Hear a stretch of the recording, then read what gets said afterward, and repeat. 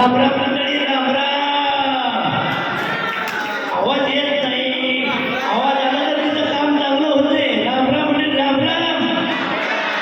हा, राम दिसलं का? आणि सांगायचं म्हणजे काय माहिती का तुम्हाला? आता इथं कार्यक्रम दादा कोंडकेच्या जयंतीनिमित्त, त्यामुळे आता लई म्हणजे तुम्हाला सांगायचं म्हणजे तोही फोन केलाय नक्षत्र अकॅडमी. आणि तुम्हाला सांगायचं म्हणजे ही कितवी 82 दादांची जयंती. दादा कोंडके म्हणलं की डबल मिनिंग, कुठंही डबल मिनिंग. आणि मराठीची आन बान शान वर्ड ऑफ फिनिशमध्ये असणारं रेकॉर्ड केलेले पिक्चर सगळे गोल्डन सिल्वर जुबली. आता इथं किती ह्यांची जयंती मराठी 82.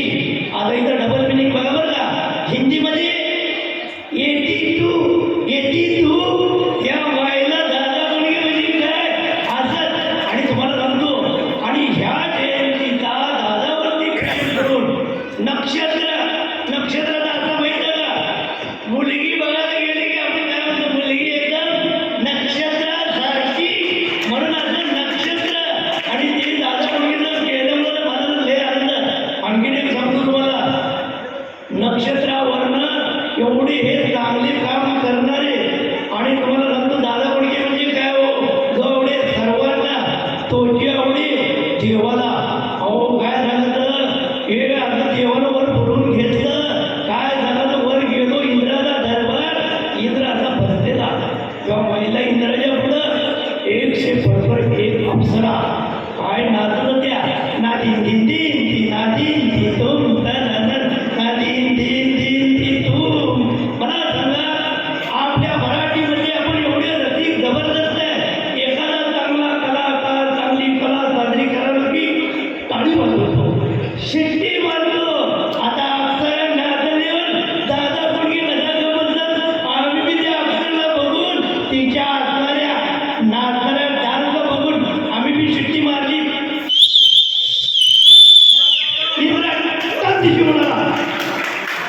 होणारे तो देवा मीच आहे.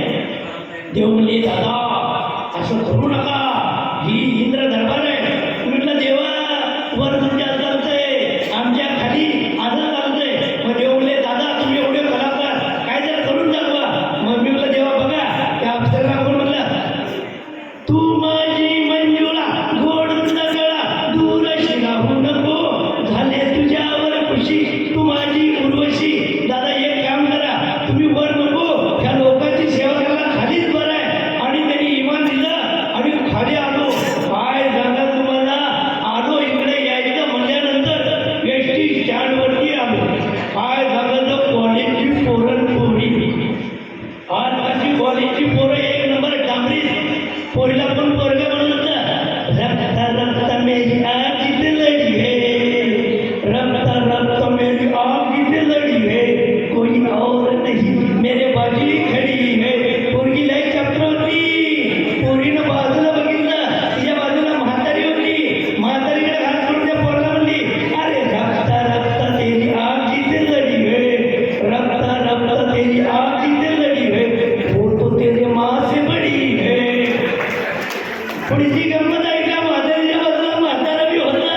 थोडा आला पोरला म्हणला, अरे बेटा रक्त रक्त तेरी आग की लढी है, रक्त रक्त तेरी आग की लढी है, वो तेरे लिए नहीं वो मेरे लिए खड़ी है. काय सांगायचं तुम्हाला, एटी लागली. एटीमध्ये आम्ही गडबडीत चढलो. तेवढ्या तुम्हाला सांगतो, एक जणांनी रुमाल सीटवर टाकला होता आणि तो टाकलेला रुमाल काढला. मी बसलो. तेवढ्यात तो म्हणला उठा. म्हणलं का? अहो या सीटवर मी रुमाल टाकला. म्हणलं बरे बघा, उद्यालाही शेजारची